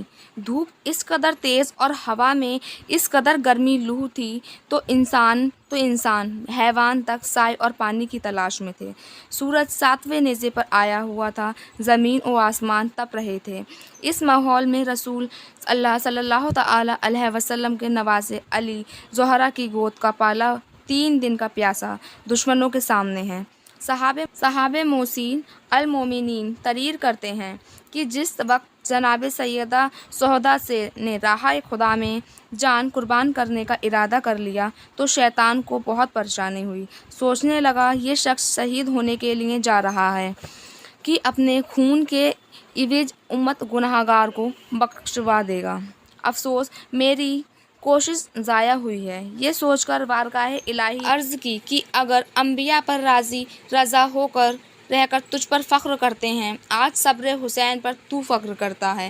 میں صبر حسین کا اس وقت قائل رہوں گا۔ آفتاب چرخ چہارن سے پہلے کی آسمان پر آ گیا اور اس کا رخ زمین کی طرف گر جائے اور اس کی گرمی سے صرف امام علیہ السلام کو محسوس ہو تو اس حالت میں حسین علیہ السلام شاگر رہے تو تجھے ان کی شفاعت کرنے پر یقین ہوگا۔ بوکلاتے آفتاب کو حکم دیا، آفتاب کی تنابیں آسمان اول کی طرف کھینچو اور زمین کی طرف بھیج دو۔ فوراً نیر اعظم آسمان اول کی طرف آ گیا اور اس کا رخ زمین کی طرف پھر گیا اور اس کی حدت 70 درجے بڑھ گئی۔ اس وقت جناب امام حسین علیہ السلام کی نظروں میں دنیا تاریک ہو گئی، مگر سید الصابرین امام شاکرین مجموع کربلا میں قربان کہ ان کے تیور ذرا بھی نہ بدلے اور اسی طرح اس دھوپ میں کی گرمی میں کھڑے رہے۔ منقول ہے کہ جبرائیل کو تاب ضبط نہ رہی، بے تاب ہو کر آسمان سے نازل ہوئے اور سر اقدس پر پروں کا سایہ کر دیا۔ اسی گرمی میں جو تھوڑی سی تنگی محسوس ہوئی تو حضرت علیہ السلام نے آسمان کی طرف دیکھا، سر اٹھایا اور فرمایا، ہٹ جاؤ جبرائیل، یہ امتحان کا وقت ہے۔ جبرائیل روتے ہوئے ہٹ گئے اور ابلیس لعین دشمنی کے باوجود کہنے لگا، میں نے روح عرش پر حسین علیہ السلام سا سوار و شاگر نہیں دیکھا۔ بے شک امام علیہ السلام سا صبر کرنے والا نہ کوئی تھا اور نہ کوئی ہوگا۔ شدت پیاس اور ہجوم انواع غم کے باوجود سوائے دعائے مغفرت کے امت پیغمبر زبان پر کوئی کلمہ جاری نہ تھا اور بار بار یہی فرماتے تھے، اے گروہ کوفہ، شام میں تمہارے نبی کا نواسا ہوں جس کا کلمہ تم پڑھتے ہو، اس رسول کا جس کا ارشاد ہے کہ حسن اور حسین وحشیت کے سردار ہیں۔ تم میں سے کون اس حدیث سے انکار کرتا ہے؟ بغیر تو شرم کرو، اور اگر خدا اور رسول پر ایمان رکھتے ہو تو سوچو اس خدا کو کیا جواب دو گے اور اس رحمت العالمین کو کیا منہ دکھاؤ گے۔ اپنے رسول کے گھر کو اجاڑنے والوں، آخرت پر ایمان رکھتے ہو تو اپنے انجام پر غور کرو۔ اپنے اسلام کی بلند آواز سے فرمایا، اے کوفیو، بے وفاؤ، عہد شکنو، تم نے سینکڑوں خطوط بھیج کر، قاصد بھیج کر بلوایا۔ میرے دوستوں نے مجھے سمجھایا کہ کوفیوں کا اعتبار نہیں ہے، وہ دغاباز اور مکار ہیں۔ میں نے کہا وہ مسلمان ہیں اور مسلمان کا اعتبار کرنا ضروری ہے۔ اب جب کہ میں یہاں آیا تم نے بے وفائی اور عہد شکنی کی اور حق کو چھوڑ کر صدار ہو گئے۔ بے شرمو، تمہیں چاہیے تھا کہ میری راہ میں اپنی آنکھوں کا فرش بچھاتے، میری قدموں کی دھول کو اپنی آنکھوں کا سرما بناتے اور سب کچھ مجھ پر نثار کرتے، مگر تم نے مجھ پہ ظالم انتہائی کر دی۔ ظالموں، تم نے میری آنکھوں کے سامنے چمن زہرا لہلاتے پھولوں کو بادنام کیا، رسول صلی اللہ تعالی علیہ وسلم کے جگر کے ٹکڑوں کو خاک خون میں تت پایا، میرے انوار اور اسرار کو قتل کیا۔ لیکن تم اگر اب بھی خوف خدا کرو اور میرا راستہ چھوڑ دو تو میں حشر کے دن تمہاری سفارش کروں گا۔ امام علیہ السلام کی باتوں کا ان کوفیوں پر کوئی بھی اثر نہ ہوا اور نہ ہی وہ اپنے کیے پر پچھتائے۔ امام پاک نے تھوڑی دیر انتظار کیا اور جب ان کی طرف سے کوئی جواب نہ ملا تو خود ہی بولے، اے کوفیو، تم خوب جانتے ہو میں رسول نواسا ہوں، جگر رسول فاطمہ کا بیٹا ہوں، شیر خدا علی مرتضیٰ کا بیٹا ہوں۔ حضرت حمزہ میرے بابا کے چچا تھے اور حضرت جعفر طیار میرے چچا تھے۔ میرا خاندانی نسب تم سب پر روشن ہے۔ میں اس خاندان سے ہوں جس خاندان کا بچہ بچہ شیر ہوتا ہے۔ تم میں سے جس کسی کو بھی موت کے آغوش میں جانا ہے وہ میدان میں نکل کر میرے سامنے آئے۔ صداقت کے باوجود آپ علیہ السلام کو جنگ کرنے کا حوصلہ تھا اور چہرے پر اطمینانی قائم ہے۔ تنہا حسین علیہ السلام کے سامنے 22,000 فوج کانپ رہی ہے اور کوئی سامنے آنے کی جرأت نہیں کر رہا ہے۔ یہ رنگ دیکھ کر عمرو بن سعد نے انیس بن سنن کو بھیجا، جو اس بڑے لشکر میں اپنے شجاعت کی وجہ سے ممتاز تھا۔ حکم دیا کہ وہ حسین سے جنگ کرے۔ وہ آگے بڑھا اور چشمے بدن میں برچھی کے ایک ہی وار سے فنال ہو گیا۔ انس کا بھائی تل ملا کر حملہ ور ہوا، لیکن حسین علیہ السلام کے خون اور شان تلوار نے اس کے بھائی کے پیچھے رواں کر دیا۔ یوں تو 7 پہلوان جب میدان میں اترے اور چاروں خانے چت گرے۔ دوسری روایت کے مطابق عمرو بن سعد نے مشہور اور جنگجو افراد جن کو سخت وقت کے لیے محفوظ رکھا گیا تھا، حکم دیا کہ حسین سے جنگ کریں۔ ان میں سے تمیم بن قحطبہ اپنی بہادری کی ڈگے مارتا ہوا آپ کے مقابل آیا اور چیتے کی مانے چپٹا، مگر حسین پاک کے اس کے غرور اور شجاعت کو ایک ہی وار میں ختم کر خاک میں ملا دیا۔ عمرو سعد نے جب تلوار علی کی یہ کاٹ دیکھی اور اللہ کے شیر کے اس شیر کا انداز جنگ دیکھا تو اس نے اپنی مکاری کے مطابق ہلکار اٹھا اور اپنے ساتھیوں سے کہنے لگا، اگر ایک ایک کر کے حسین ابن علی کے سامنے جاؤ گے تو لڑائی کبھی ختم نہیں ہوگی اور فیصلہ اہل بیت کے حق میں ہوگا۔ اٹھو، ہمت کرو اور سب مل کر ایک ساتھ حملہ کرو۔ چنانچہ ایک طرف سے تیروں کی بارش اور تلواروں کے وار ہونے لگے، مگر قربان جائیں حسین علیہ السلام کے شجاعت پر کہ آپ علیہ السلام نے نواسائے صلی اللہ تعالی علیہ وسلم اور خدا کا بیٹا ہونے کا حق ادا کر دیا۔ تمام اسلام کا پروانہ اور خلافت اہلیہ کا محافظ 22,000 لشکر کے سامنے پورے عظمت استقبال کے ساتھ ڈٹا ہوا تھا۔ کبری میں عبداللہ عمر لشکری کہتا ہے کہ خدا کی قسم، میں نے کسی ایسے بے کس بے بس جس کی اولاد اور اہل بیت اور اصحابہ پر قتل ہو چکے ہوں، ان میں پہلے اور بعد میں اتنی بہادری اور دلچسپی سے لڑتے ہوئے نہیں دیکھا۔ اس طرح حسین علیہ السلام کو دیکھا۔ ان کے حملے میں دائیں بائیں لوگ اس طرح بھاگتے جس طرح بھیڑی کے حملے سے بکریاں بھاگتی ہیں۔ امام حسین علیہ السلام لڑتے جاتے اور کہتے جاتے کہ میرے قتل کے لیے جمع ہونے والوں، خدا کی قسم، میرے بعد کسی ایسے کو قتل نہ کرو گے جس کا قتل میرے قتل سے زیادہ خدا کے غضب کا باعث ہوگا۔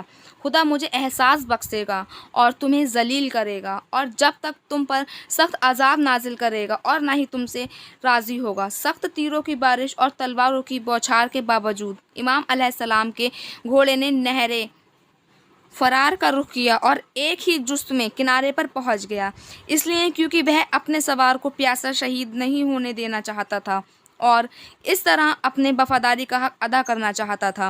گھوڑے نے پانی منہ میں ڈالا پر پیا نہیں، اس لیے کہ اس کا سوار پیاسا تھا۔ امام پاک نے چلو بھر پانی لیا مگر پیا نہیں، اس لیے کیونکہ سب پیاسے ہی شہید ہوئے تھے۔ عمرو بن سعد پکار اٹھا، او یزید کے نمک خورو، آج اپنی وفاداری کا ثبوت دو اور ہمت سے کام لو۔ اگر پانی کا ایک قطرہ بھی حسین کے حلق سے چلا گیا تو ہمارے خون کا دریا بہا دے گا۔ چنانچہ یزید فوج نے چاروں طرف سے آپ کو گھیر لیا اور پھر تیروں کی بارش دوبارہ شروع کر دی، اور صورتحال بگول شال یہ تھی کہ امام علیہ السلام کا جسم مظلوم زخموں سے چھلی ہو گیا۔ چلتے تھے چاروں طرف سے بھالے حسین پر، ٹوٹے ہوئے تھے برچھیاں بالے حسین پر، تیر ستم نکلنے والا کوئی نہ تھا، گرتے تھے اور سنبھلنے والا کوئی نہ تھا۔ امام علیہ السلام زخموں سے چھلنی ہو گئے اور گھوڑے سے اتر گئے۔ شمر کے حکم سے 6 یزیدوں نے آپ علیہ السلام ارد گرد گھیرا ہلکا باندھ لیا۔ پھر ایک آواز آسمان کی طرف سے آتی ہے جو حضور صلی اللہ تعالی علیہ وسلم کی ہوتی ہے۔ وہ اپنے نواسائے رسول حسین علیہ السلام سے کہتے ہیں کہ آپ نے جو وعدہ کیا تھا بچپن میں، اس وعدے کے مطابق آپ اپنے ہاتھ کو تھام لیں، یعنی کہ ہاتھ کو روک لیں۔ تو یہ سنتے کے ساتھ ہی امام حسین علیہ السلام نے اپنا ہاتھ روک لیا اور سر کو جھکا دیا۔ اس کے بعد انہوں نے نیت کی، نماز کی اور سجدے میں چلے گئے، اور ذرا بن شرین نے آپ حسین علیہ السلام کے بائیں بازو پر تلوار کا وار کر کے آپ کا ہاتھ کاٹ دیا، جس سے بہت سارا خون بہہ گیا اور حسین علیہ السلام نے ڈال ہو کر زمین پر گر گئے، لیکن پھر بھی کسی کو قریب آنے کی ہمت نہ ہوئی۔ اس وقت عمرو سعد نے کہا، اب دیر نہ کرو، آگے بڑھو اور فرزند رسول کا گلا کاٹ دو۔ نضر بن عرشان اور خطیب بن یزید امام علیہ السلام کے سر انور کو جسم اطہار سے جدا کرنے کے آگے بڑھا مگر ڈر کے مارے پیچھے ہٹ گیا۔ دوسری روایت کے مطابق شمر نے ساتھیوں سے کہا، دیکھتے کیا ہو، حسین زخموں سے نڈال ہے اور کام تمام کر ڈالو۔ چاروں طرف سے تیر برس رہے تھے، ایک تیر آپ علیہ السلام کے تالو کے پار ہو گیا۔ شمر لائن نے چہرے اقدس پر تلوار ماری اور سنان بن انس لائن نے نیزہ مارا۔ لائن کولی بن یزید نے سر کاٹنے کے لیے آگے بڑھا لیکن اس کے ہاتھ کانپنے لگے۔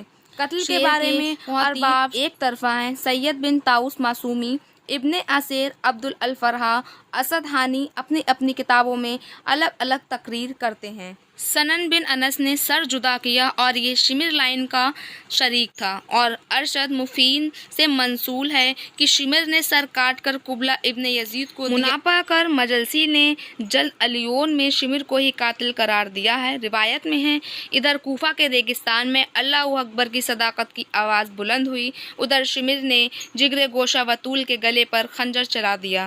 اس طرح مظلوم کربلا کے میدان میں جوا الانبیاء کی امیر افصیل بن گیا۔ شمر لائن کوڑی تھا۔ جب وہ آپ علیہ السلام کے سینے اقدس پر سوار ہوا تو امام پاک نے اس کی طرف دیکھا، کہا، سچ ہے اللہ اور اس کا رسول، میرے نانا صلی اللہ تعالیٰ علیہ وسلم نے فرمایا تھا کہ میں ایک اہل کتے کو دیکھتا ہوں جو میرے اہل بیت کے منہ میں خون ڈالتا ہے۔ ابلے کتے کا اشارہ شمر کے مغروس ہونے کی طرف ہے۔ حضرت امام جعفر صادق فرماتے ہیں کہ اس خواب کی تعبیر 50 برس کے بعد ظاہر ہوئی، جب حضرت امام علیہ السلام کا خون بہایا گیا۔ شہادت کے وقت آپ علیہ السلام کی عمر مبارک 56 سال 5 ماہ 5 دن تھی۔ تقصرہ سود الحجوسی میں ہے کہ آپ کے جسم اطہر پر 33 زخم نیزوں کے اور 40 زخم تلوار کے تھے، اور آپ علیہ السلام کے تران مبارک میں 121 سوراخ تیروں کے تھے۔ امام محمد باقر علیہ السلام سے روایت ہے کہ امام حسین علیہ السلام کے جاسر مبارک پر 332 سے زیادہ زخم تھے۔ ایک اور روایت کے مطابق 1900 زخم تھے۔ عمر اور سعد کے حکم سے آپ علیہ السلام کا لباس لوچ لیا گیا اور جسم مبارک کو گھوڑوں کی ٹاپوں کے نیچے ومال کیا گیا۔ جب امیر المظلومی حضرت امام حسین علیہ السلام شہید ہو گئے تو آپ علیہ السلام پر آسمان رویا، اور اس کا رونا یہ تھا کہ اس کے کنارے سرخ ہو گئے۔ امام حسین علیہ السلام کی شہادت کا یہ بے انتہائی دردناک واقعہ ہے۔ تو امام حسین کی شہادت کے بعد شمر اور عمر و سعد نے اپنے چند سواروں کو لے کر پاک دامن بیٹیوں خیموں میں جا گھسے، جن کے گھرانے کا مقام اور رتبہ اس قدر ہے کہ جبرائیل امین بھی ان کے گھر داخل ہونے سے پہلے اجازت لیتے تھے۔ جب شمر لائن خیمے کے قریب پہنچا تو سیدہ زینب علیہ السلام نے اس لائن سے کہا، اب تجھے کیا چاہتے ہو؟ تم کیا چاہتے ہو؟ اب تم یہاں پر کیوں آئے ہو؟ اس نے کہا، مال اور اسباب لوٹنے آیا ہوں۔ حضرت زینب نے کہا، افسوس اے شمر، تجھے دولت کی محبت نے اندھا کر دیا ہے۔ ہمیں نہ تو پہلے دولت کی محبت تھی اور نہ آج محبت کریں گے ہم دولت سے۔ جو کچھ ہمارے پاس ہے وہ تو سب لے لے۔ چنانچہ شمر لائن نے خیموں میں گھس گھس کر لوٹ پاٹ شروع کر دی۔ جو کچھ ہاتھ لگا اسے لے لیا، ایک دن کا بھی نہ چھوڑا۔ خواتین اہل بیت سے زیور بھی لے لیے، یہاں تک کہ بے رحمی کی اتنی حد پار کر دی کہ حضرت سکینہ کے کانوں میں جو چاندی کی بالیاں تھیں وہ بھی اتار لیں۔ اس پل یہ وحشی پن کیا گیا کہ تمام عورتوں اور لڑکیوں کے سروں سے چادریں بھی اتار لیں۔ اس وقت وہ سارے ننگے سر ہو گئی تھیں۔ افسوسناک بات تو یہ ہے کہ یہ سب کسی غیر کی حرکت نہیں تھی، بلکہ ان کے قریبی رشتہ داروں نے پہلے انہیں لوٹا پھر ننگے سر کر دیا۔ عمر سعد نے آ کر لشکر کو آواز دی کہ تند خیموں کی تنہائی گرا دو اور حسین علیہ السلام کے خیمے میں آگ لگا دو تاکہ امام علیہ السلام کی سب عورتیں اور بچے جل کر مر جائیں۔ سیدہ زینب فرماتی ہیں کہ اس مصیبت پر کھڑی ہو کر وہ رو ہی رہی تھی کہ ایک ملعون میری طرف آیا اور میرے کانوں کی طرف دیکھنے لگا، اور دیکھتے دیکھتے وہ میرے کانوں سے خوشوارے اتار رہا تھا اور رو بھی رہا تھا۔ میں نے اس لائن سے کہا کہ مجھے تجھ پر بہت زیادہ تعجب ہے، تو میرا زیور اور میری چادر تو لوٹتا ہے تو روتا جاتا ہے، इस शकी ने जवाब दिया कि मैं तुम अहले बैत की बेबसी पर रोता हूँ। तो वो फरमाती हैं कि ए जालिम, अल्लाह ताला तेरे हाथ और पाँव काट दे और तुझे आतिश जहन्नुम से पहले तश्ते दुनिया में जलाए। इसके बाद वह मालूम आगे बढ़ा और इमाम ज़ैनुल आबिदीन के सरहाने आकर खड़ा हो गया। हज़रत ज़ैनुल आबिदीन शिद्दते मर्ज से चमड़े के फर्श पर थे। इस बेरहम ने इस फर्श को भी ज़ोर से खींचा कि इमाम मजलूम मुंह के बल खाक में गिर पड़े। इस वक्त उसको उम्र साद मालूम अपने साथियों समेत नहायत गुरूर से खेमे हुसैन में दाखिल हुआ। जब इन बेकसों के ने इस बेरहम को देखा तो आवाज़ बुलंद की, फरियादें करने लगी कि हम सब रसूल अल्लाह की बेटियां हैं और हमारा कोई वारिस बाकी नहीं रहा। हमें बेबस समझकर तेरी फ़ौज ने हमारे सरों से चादरें छीन ली हैं। खुदा और रसूल के वास्ते इन जालिमों से कहकर हमारी चादरें दिला दे कि हम गैरत के मारे मरे जा रहे हैं, हमसे हमारी आंखें भी ऊपर नहीं की जा रही हैं। तो उम्र साद ने इन मोहसमात की दिलोजारी देखकर अपनी फ़ौज को हुक्म दिया कि चादरें वापस कर दूं, लेकिन फिर भी उनकी जो फ़ौज थी उन्होंने चादरें वापस नहीं की। हमीद कहता है कि खुदा की कसम उम्र साद के कहने के बावजूद भी किसी ने चादर ना दी। इसके बाद आंखें बीमारी की तरफ देखकर कहने लगा, ए जालिमों, हुसैन के इन निशानी को भी क्यों ज़िंदा रखा हुआ है? अब इस बीमार को जल्द कत्ल करो। रावी कहता है कि सैयदा ज़ैनब ने इस मालूम का ये कलाम सुना तो तड़प उठी और दौड़कर ज़ैनब सैयदा ज़ैनुल आबिदीन से लिपट गईं और फरमाया, ए उमर साद, अफसोस तुझ पर क्या, अभी तक तेरा दिल जुल्म से भरा नहीं है कि तू इस बीमार ज़ैनुल आबिदीन को भी कत्ल करना चाहता है। अगर तेरा मकसद इस मरीज़ को कत्ल करना है तो पहले तू मुझे कत्ल कर, बाद में इस बीमार मेरे भतीजे को कत्ल करना, क्योंकि भतीजे का कत्ल होता न देख सकूंगी। उमर साद खस्ता जिगर ज़ैनब का हाल देखकर शर्मिंदा हुआ और अपने साथियों से कहा कि इस बीमार को कोई कत्ल नहीं करेगा। रावी कहता है कि जब यजीद के लश्करों ने खेमों की आग लगाई और कनातें जलने लगी तो जिस तरफ कनात जलती थी उस तरफ से सारी बीवियां अपने बच्चों को लेकर दूसरी जानिब जाती थीं, यहाँ तक कि सब खेमे जल गए और कहीं जानाम ना मिली। एक अजीम क़यामत का समा था। हमीद बे मुस्लिम कहते हैं कि मैंने एक बच्ची को देखा जो 3 या 4 साल की होगी। देखते ही खेमे से या अम्मा या आका फरियाद करती हुई बाहर निकली और दौड़ती हुई बाहर जा रही थी। कानों से खून जारी था, कुर्ते के दामन में एक ओर से आग लगी हुई थी और वो मासूमा कमसानी के बाहिस उसको बुझा नहीं सकती, बेकरार चारों तरफ दौड़ती थी। तो आग भड़कती है, ये हाल देखकर मैं बर्दाश्त न कर सका और मैंने उससे पूछा, ए बच्ची, तू कौन है? इस साहबजादी ने रोकर फरमाया, मैं हज़रत इमाम हुसैन अलैहिस्सलाम की बेटी सकीना हूँ। इमाम हुसैन अलैहिस्सलाम ने जनाब ज़ैनब अलैहिस्सलाम से जुदा होते हुए ये वसीयत की थी कि बहन ज़ैनब, मेरी शहादत के बाद हमारे बच्चों का बहुत ख्याल रखना और मेरे यतीम बच्चों पर माँ की तरह शफ़क़त करना। जनाब ज़ैनब फरमाती हैं कि इमाम अलैहिस्सलाम की शहादत के बाद खेमे के जलने और असवाद के लूटने के वक्त हमारे भाई के सारे बच्चे सहरा के में बिखर गए। मैंने अपने भाई की वसीयत के मुताबिक चाहा था कि इन सारे बच्चों को एक जगह जमा कर लूँ। गर्ज़ मैंने हर तरफ तलाश करके बच्चों को एक जगह बैठा लिया, लेकिन 2 बच्चों का कहीं भी निशान न पाया। मैंने परेशान होकर अपनी बहन उम्मे कुलसूम को आवाज़ दी कि ए बहन, 2 बच्चे नहीं मिल रहे हैं, जल्दी आओ। मैं अपनी बहन के साथ मुब्तल में इस ख्याल से पहुंची कि शायद अपनी बाप की लाश से लिपटकर रो रहे होंगे, मगर वहाँ भी न थे। परेशान होकर फरात की तरफ गई, मगर वहाँ भी सुराग ना मिला। हम दोनों बहनें बियाबान की तरफ रोती हुई और उन यतीमों को पुकारती हुई चली जाती हैं और कहती हैं कि ऐसा ना हो कि दोनों मासूम घोड़ों के समूह में आकर मर गई हों। इसीलिए असलाहा में हम दोनों बहनें एक घड़े के कने पहुंची तो एक स्याही नामोदार हुई। जब मैंने इन स्याही की तरफ चली तो देखा कि वो दोनों गरम रेत पर पड़े हुए हैं और एक दूसरे की गर्दन में बाहें डालकर खाक में छुपे हुए हैं। میں نے بہن کلثوم سے کہا، اے بہن آہستہ قدم رکھو، یہ دونوں یتیم سو رہے ہیں، ایسا نہ ہو قدم کی آواز سے چونک پڑیں۔ جب قریب پہنچی تو دیکھا کہ ان پھول کے رخسار زرد ہو گئے ہیں اور کچھ خاک اڑ کر ان کے منہ میں بھر گئی ہے اور آنکھوں میں ہلکے پڑ گئے ہیں۔ میں نے چاہا کہ ان لوگوں کو اٹھا کر خیمے کی طرف لے چلیں۔ جب میں نے ان کے شانوں کی حرکت دی تو دیکھا کہ ان کی روحیں جسم سے نکل گئی تھیں اور پیاس کی شدت سے ان کی زبان باہر نکل آئی تھی۔ میں اس وقت یہ حال دیکھ کر آواز بلند رونے لگی اور کہا، اے بہن کلثوم، یہ دونوں معصوم تو مر چکے ہیں۔ ہم دونوں بہنوں نے ان معصوم کو گودوں میں اٹھا کر قتویل میں لا کر لٹا دیا۔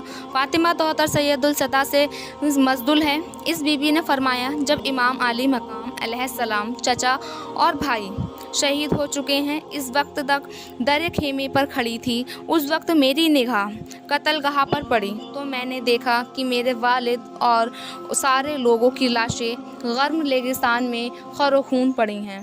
کہ ایک عجیب مصیبت دیکھ کر میں رو رہی تھی۔ میں اس فکر میں تھی کہ جب تک یہاں پر ایک سوار ہاتھ میں تیز نوکدار نیزہ لے کر سامنے آتے ہی اہل بیت کو نوک نیز سے مارنا شروع کیا۔ اس مشکل وقت کا سامنا کرتے ہوئے ایک بیوی دوسری بیوی کے پیچھے اور یہ کہتی تھی، آیا تو فریاد درج کی کہ ہماری فریاد کو پہنچائیں اور ہم بے حسوں کی مدد کریں اور ہمیں پناہ دیں۔ اور کوئی بیوی چلاتی تھی، اے نانا محمد مصطفیٰ، اے بابا علی مرتضیٰ، اے بھائی حسن مجتبیٰ اور حسین شہید روح، خدا افسوس ہے کہ آج تم زندہ نہیں ہو، ان ظالموں کے ہاتھوں سے بچاتے اور ہم اس جنگل میں تباہ اور برباد ہو رہے ہیں۔ جناب فاطمہ فرماتی ہیں کہ جب میں اپنی ماں اور پھوپھی کو اس حال میں دیکھا تو میرے ہوش حواس بجا نہ رہے اور میں نے تمام بدن خوف سے کانپنے لگا۔ اور اس وقت میں دریافت اپنی پھوپھی زینب خاتون کو دیکھنے لگی کہ اگر وہ میرے قریب ہوں تو میں ان کے پاس جا کر چھپ جاؤں اور اس ظالم کے ظلم سے بچ جاؤں۔ میں اس فکر میں تھی کہ ایک ملعون جب تک میری طرف آتے ہوئے میں نے اس کو دیکھا، اسے دیکھ کر میں جنگل کی طرف بھاگی کہ شاید اس کے ظلم سے میں بچ جاؤں، مگر اس بے حس نے میرے سامنے آ کھڑا ہوا اور مجھے سامنے سے روک لیا اور میرے ماتھے پر اتنی نوک نیز سے ایک تیز دھاردار چیز ماری کہ میں منہ کے بل زمین پر گر پڑی۔ اور اس ملعون نے اتنی بے رحمی سے میرے کانوں سے گوشوارے کھینچے کہ میرے کان زخمی ہو گئے اور ان سے خون جاری ہوا اور تمام منہ لہو سے تر ہو گیا۔ اس کے بعد میرے سر سے چادر اور متنا اتار لیا گیا اور پھر خیمے گاہ کی اور چلا گیا۔ میں اس صدمے سے غاش آ کر زمین پر گر گئی۔ تھوڑی دیر کے بعد جب مجھے غاش سے افاقہ ہوا تو دیکھا کہ پھوپھی زینب میرے سرہانے بیٹھی ہوئی رو رہی ہیں اور مجھ سے فرمایا کہ اے بیٹی اٹھو اور چلو، دیکھو کہ تمہاری بھائی اور بہنیں زین العابدین پر کیا گزری۔ تو میں نے کہا کہ پھوپھی اماں کیا اٹھوں، ایک ملعون میرے سر سے چادر مکنا اتار کر لے گیا اور مجھے شرم آتی ہے کہ میں ان نامحرموں کے سامنے برہنہ کس طرح پھروں۔ اگر آپ کے پاس کوئی چادر ہو تو برائے مہربانی عنایت کیجیے کہ میں ان نامحرموں سے سر اور منہ چھپا لوں۔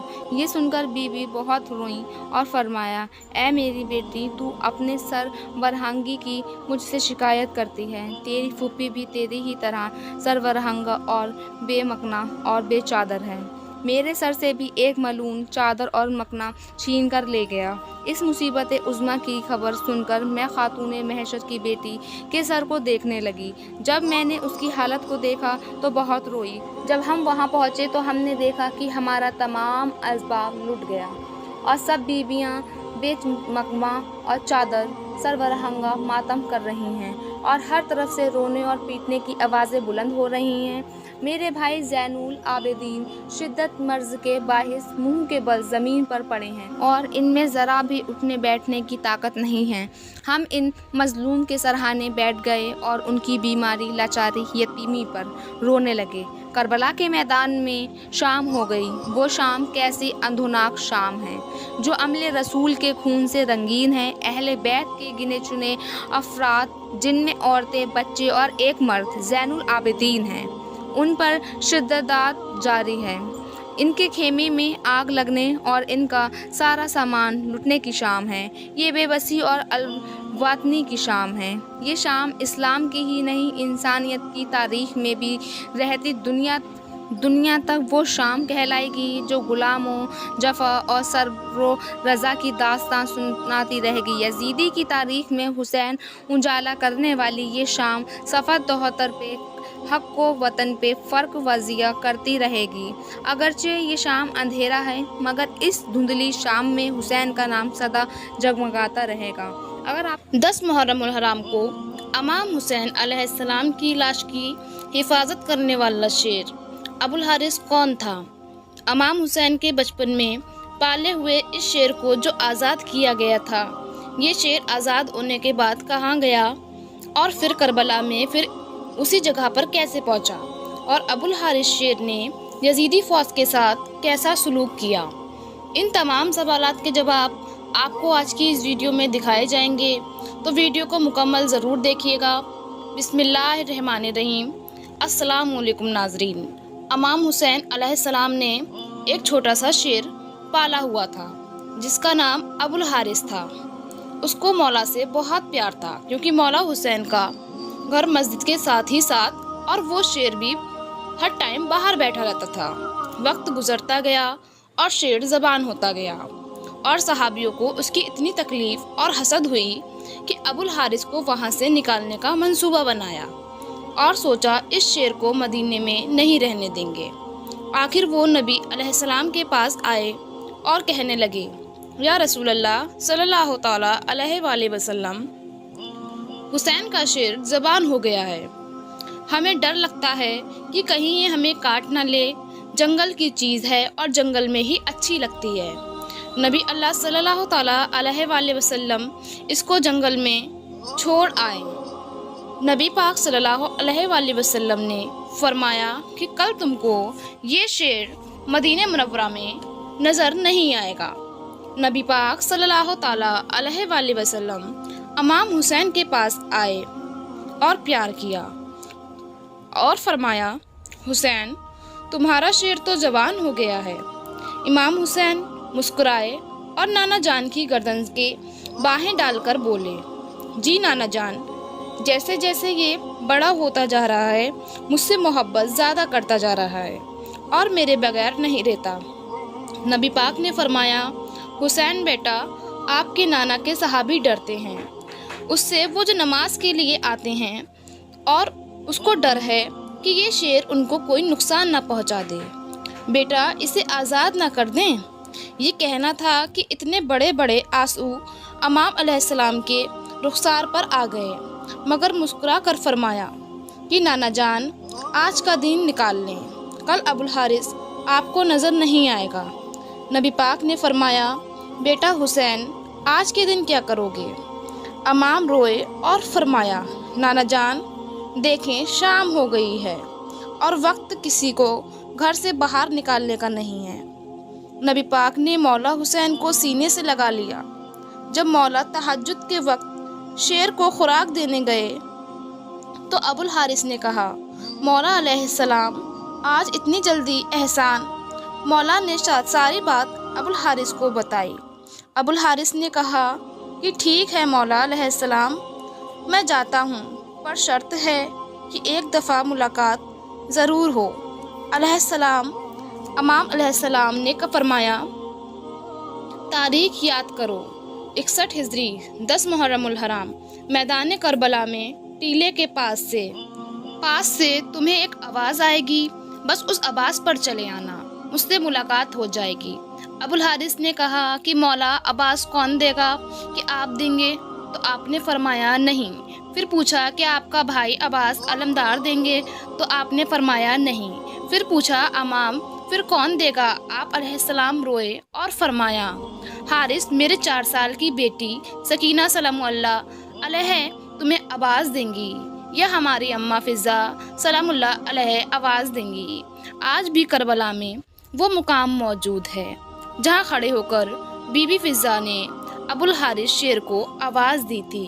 وہ روز عاشورہ کے دن بی بی روئیں اور آواز دی کہ ابو الحارث جلدی آ، میرے بابا کی لاش پر گھوڑے بھاگ رہے ہیں، مگر ہائے افسوس کہ جب ابوالحارث کربلا کی زمین پر پہنچا تو امام حسین علیہ السلام کی لاش کے 7 حصوں میں تقسیم کر دی گئی تھی۔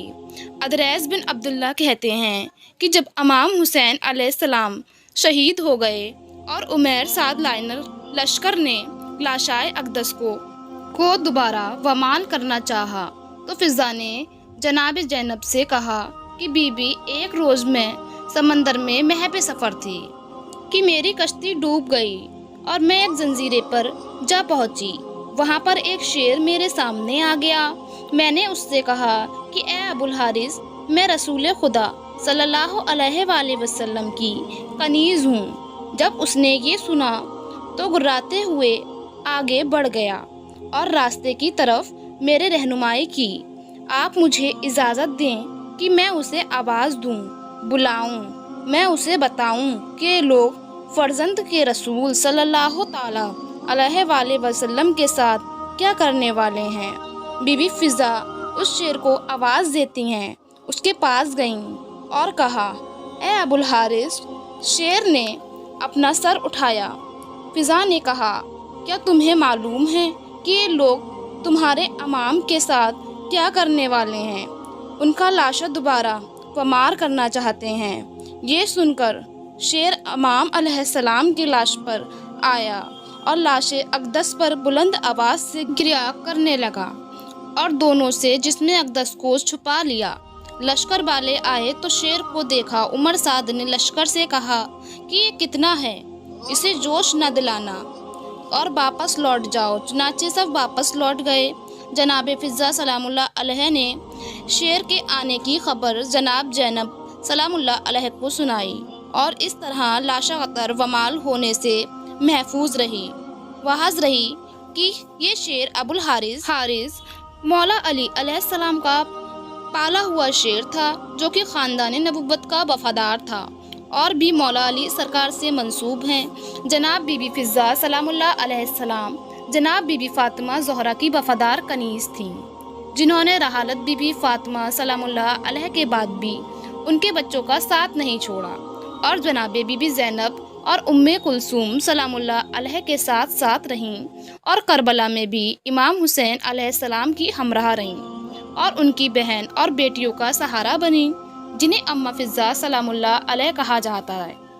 رسول خدا صلی اللہ تعالیٰ علیہ وآلہ وسلم اپنی ظاہری زندگی میں جناب بی بی فضا سلام اللہ علیہ کو 3 خوابوں کی قبولیت کی سنگ بخشی تھی۔ واقعہ کربلا پیش آنے سے قبل وہ دعائیں مانگ چکی تھیں اور ان کی تیسری دعا جو انہوں نے واقعہ کربلا کے لیے سنبھال رہی تھی، لاشائے امام حسین علیہ السلام کو ایک بار ومال کے بعد دوبارہ ومالی سے بچانے کے لیے ابوالحارث یعنی شیر فضا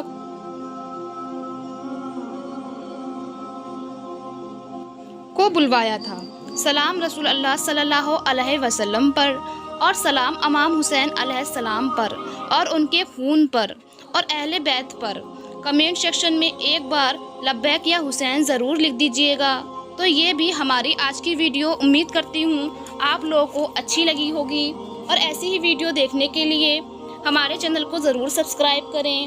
آپ کو ویڈیو پسند آئیں گی، ویڈیو اچھی لگے تو لائک کمنٹ شیئر ضرور کریں اینڈ چینل سبسکرائب ضرور کریں اینڈ بیل آئیکن ضرور پریس کریں، جس سے کہ آنے والی ویڈیو کی ہر ایک نئی نوٹیفیکیشن آپ کے پاس سب سے پہلے پہنچے۔ ملتے ہیں نیکسٹ ویڈیو میں، جب تک کے لیے اللہ حافظ، دعا خیر میں یاد رکھیے۔